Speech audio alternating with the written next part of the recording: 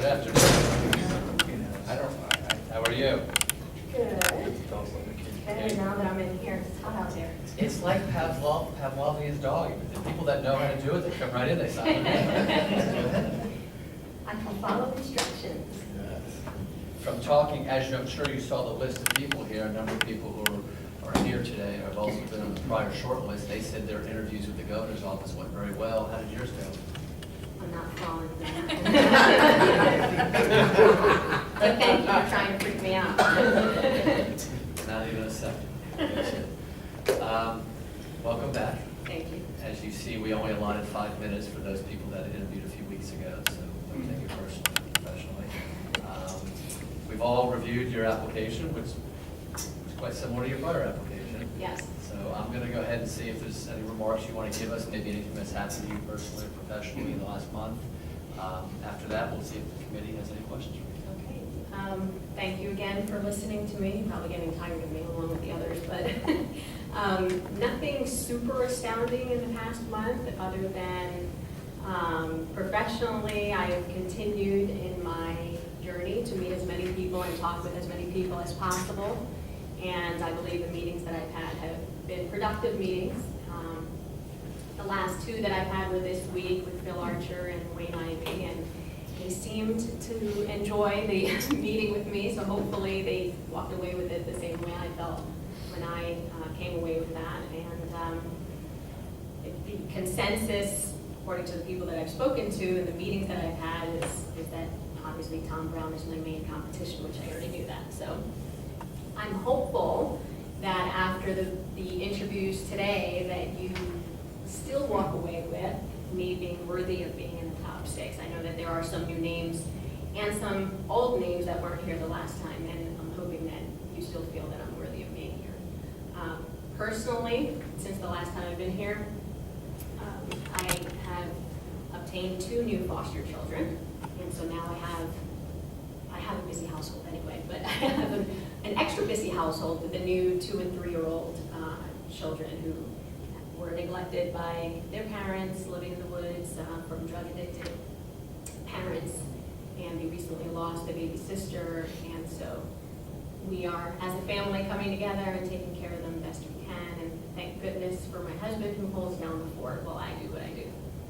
Thank you very much for what you do in that regard. It's truly Thank you. Timmy. I don't have any questions.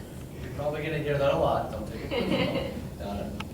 I don't either, but thank you so much for sharing that with us today. Thank you. Jeff.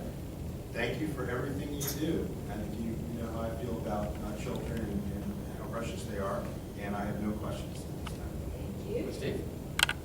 Yes, thank you. That is very generous of you to open your house like that. I'm impressed about your marathons, half marathons. Yes. And so it sounds like you've made some progress in your meetings. If you don't get appointed to this or the other position you're up for, will you run for judge? Yes, I will. That's my intention. You're driven, I can see that. Yes. Thank you. I don't like to quit. What's the deadline? Are you run pretty soon? Yes. Yeah, so When is it? I think it's 2 or 3 weeks. Yeah. So the It's deadline can actually come and go before the governor does it. correct. What are you going to do with But, that? well, I will have to figure that out fairly quickly. I'm hopeful that if I get into the top 6, then I'll just have to gamble at that point. Phil? No question. And Captain? No question. Marielena, do you have any questions for us? I don't have any questions, but the last time we were here, Mr. Gerber asked me if I forgot to say something the last time. Yeah. And of course, the same thing happened. What would you Even like though us to go ahead? I walked out feeling very confident, and then I sat in my car and then realized, oh, bummer, I didn't mention that my time management skills. And then I know you two are familiar with it, but I don't have a secretary, I don't have a file clerk, I don't have a receptionist, and we had been talking about, one of the important tasks for a judge is to keep speedy trial running and managing the caseload and all of that. So I felt it necessary to mention that here today for those of you who didn't know. That as well as my diversity in subject matter and cultural background and, you know, family law and criminal law, that I do have a diversity that I can offer in time management skills, because I have to manage consultations with court appearances, with managing my own schedule, setting my own appointments, taking my own phone calls. Nobody does that for me. So it's, time management is extremely, extremely crucial for what I do, because even though I work at a firm, there's nobody else who's doing that for me. And so if I'm in trial for a week, then I have to live in my office to make up for that week. Thankfully, I've never had any major catastrophes because I happen to manage it well. And so I just wanted to offer that. Thank you for that additional insight. Have a great, any follow-ups? No, I was just gonna say, don't tell the chief judge that if you get appointed, you won't get a judicial assistant.